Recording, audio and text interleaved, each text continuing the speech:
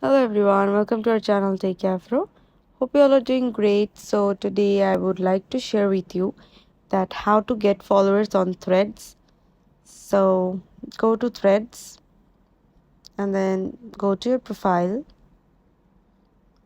Now tap share profile and then copy your link.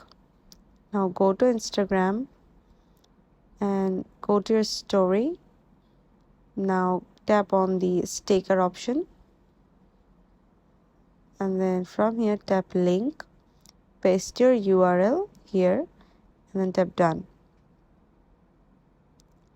And for the decoration you can add some GIF, which is arrow, and add me, so your Instagram fan and followers can follow you on Threads. So that this is the way that you can get followers on Threads.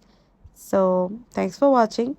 Hope this video helps you. Don't forget to subscribe to our channel and don't forget to hit the bell icon button. See you in the next video. Bye bye.